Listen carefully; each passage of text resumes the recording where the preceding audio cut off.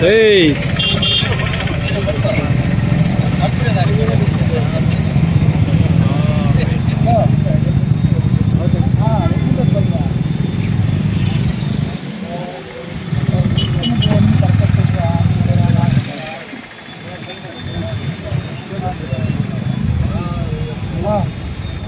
जोहार वाईएसआर, जोहार वाईएसआर, जोहार वाईएसआर।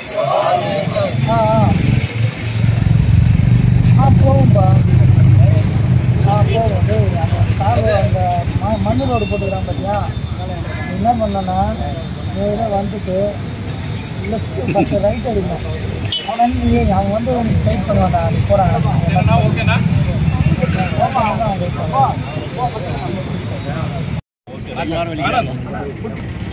మన ప్రీతం నేత మన ఆరోగ్యశ్రీ ప్రదాత వైఎస్ రాజశేఖర రెడ్డి గారి 76వ జయంతి సందర్భంగా మీ అందరికీ శుభాకాంక్షలు.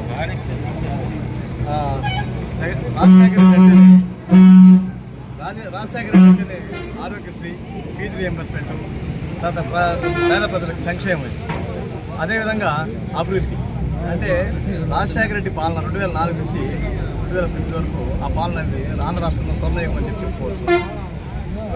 అలాగే ఈరోజు మన జగన్మోహన్ రెడ్డి అనేక సంక్షేమ పథకాలు అమలుపరిచి కూడా ప్రజల్లో మనము కొంత మనకన్నా ఎక్కువ సంక్షేమ పథకాలు ఇస్తామని చెప్పి మభ్యపెట్టి ఈరోజు మనం అధికారం కోల్పోవడం జరిగింది. ఖచ్చితంగా ఈ సంక్షేమ పథకాలు అనేటివి వాళ్ళు ఇచ్చిన హామీల్ని నెరవేర్చడం చాలా కష్టం. కనుక ఆల్రెడీ సంవత్సరంలోనే మనకు ప్రజాదరణ చూస్తున్నాము జగన్మోహన్ రెడ్డి గారు. దీన్ని బట్టి మనం మళ్ళీ వైపు అనేది వైఎస్ఆర్ వచ్చే ఎలక్షన్లో ఉంటుందని చెప్పి నాకు అవకాశం ఇచ్చిన పెద్దలందరికీ ధన్యవాదాలు తెలుసుకున్నాం. జై జగన్, జోహార్. జయంతి సందర్భంగా సత్యవేడు మండలంలో మనము ఈ పండుగ వాతావరణాన్ని జరుపుకుంటున్నాము. రాజశేఖర రెడ్డి గారు అంటేనే భారతదేశం మొత్తం మీద ఈ సమకాలిక రాజకీయాల్లో రాజశేఖర రెడ్డి గారు చేసినటువంటి సంక్షేమ పథకాలు భారతదేశంలో ఏ రాజకీయ పార్టీ చేయలేదని, భవిష్యత్తులో కూడా చేయబోదనేది అందరికీ తెలిసిన విషయమే. రాజశేఖర రెడ్డి కార్యక్రమాలు చెప్పుకుంటూ పోవాలి, సంక్షేమ పథకాలు చెప్పుకుంటూ పోవాలంటే చాలా ఉంటాయి. కానీ రాజశేఖర రెడ్డి 2009 తర్వాత ఆ పథకాలు కొంతవరకు కొనసాగుతూ వచ్చినాయి. 2014 నుంచి 19 వరకు మళ్ళీ అన్ని పథకాలు గుంటుపడినాయి. దివంగత నేత మహానేత రాజశేఖర రెడ్డి గారు కుమారుడు ముఖ్యమంత్రి అయిన తర్వాత అన్ని పథకాలను మళ్ళీ ప్రవేశపెట్టి రాజన్న బాటలోనే నడవడం జరిగింది. 2024 నుంచి పూర్తిగా ఈరోజు ఆ సంక్షేమ పథకాలు అన్నిటినీ కొనసాగిస్తానని చెప్పి జగన్మోహన్ రెడ్డి ఏ సంక్షేమ పథకాలు అయితే ఇస్తున్నారో వాటికంటే అధికంగా ఇస్తానని ఇప్పుడు ముఖ్యమంత్రి చంద్రబాబు నాయుడు గారు చెప్పినప్పటికీ ఏ పథకము కూడా అమలు కావడం లేదు. మనము ఇంతకుముందు సత్యవేడలో చూసుకుంటే రోజుకు 1-2 సార్లు 108 అనేది పోవడం జరుగుతూ ఉండేది. కానీ ఇప్పుడు 108 లేదు, ఆరోగ్యశ్రీ లేదు, పెన్షన్స్ లేవు, ఫీజు రియంబర్స్మెంట్ లేదు. ఇలాంటి అన్ని కార్యక్రమాలు గుర్తుపడడం అనేది జరిగింది. మనము గట్టిగా కృషి చేసి రాజశేఖర రెడ్డి అడుగుజాడల్లో నడవాలంటే మనము రాబో ఎన్నికల్లో వైఎస్ జగన్మోహన్ రెడ్డిని ముఖ్యమంత్రిని చేసుకుంటేనే మనకు ఈ సంక్షేమ పథకాలని వస్తాయని కోరుకుంటూ నాకు ఈ అవకాశం ఇచ్చిన పెద్దలందరికీ కృతజ్ఞతలు తెలుపుతున్నాను. రాజశేఖర రెడ్డి గారు ప్రజలకి అంత మేలు చేశారు. అందరూ మాటలు చెప్తారే కానీ అతను చేతి చూపించినాడు. ఉదాహరణకి రైతులకి ఫ్రీ కరెంట్ ఇచ్చినాడు, పాత బకాయిలంతా తోసినాడు. ఈ రోజు చూస్తే ఎన్నో రాష్ట్రాల్లో ఆ ఫ్రీ కరెంట్ అనేది పెట్టుకుని చాలా రాష్ట్రాల్లో ప్రభుత్వాలు వచ్చినాయి. ఈ రోజు రాజశేఖర రెడ్డిని అన్ని రాష్ట్రాల్లో భారతదేశంలో మొత్తం ఫాలో చేస్తున్నారు. రైతులకి అంతా మేలు చేసినాడు ఆయన. అదేవిధంగా మహిళలకి ఆ రోజు పావలా వడ్డీ అని చెప్పి స్టార్ట్ చేసింది రాజశేఖర రెడ్డి గారే. పావలా వడ్డీ పెట్టి మహిళల్ని ఎంతో ముందుకు తీసుకొచ్చినాడు.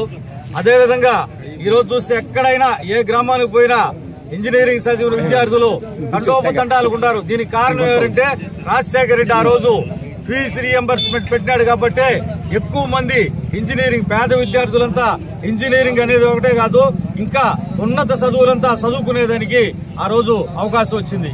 అదేవిధంగా రైతులు మహిళలు మహిళలకి ఆ రోజు అతను ఎంతో మేలైన పనులు చేసినాడు. ఈ పెన్షన్ అనేది అంత ముందుగా ఒక గ్రామానికి 20 మంది 30 మందికి వస్తుంది.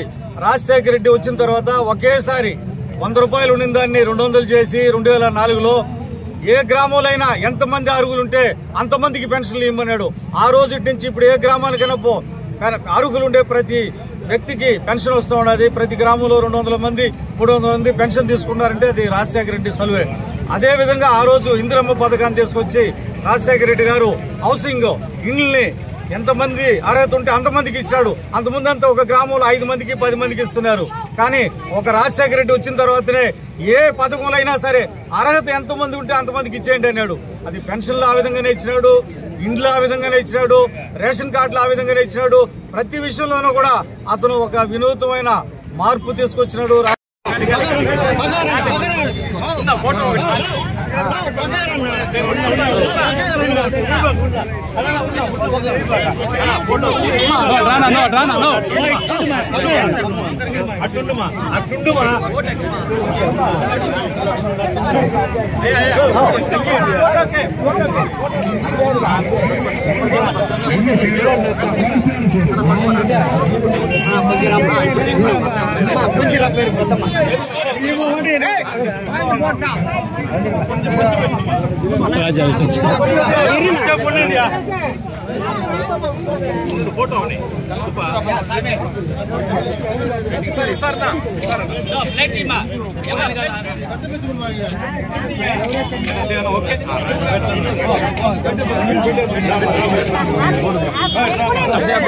అబ్బి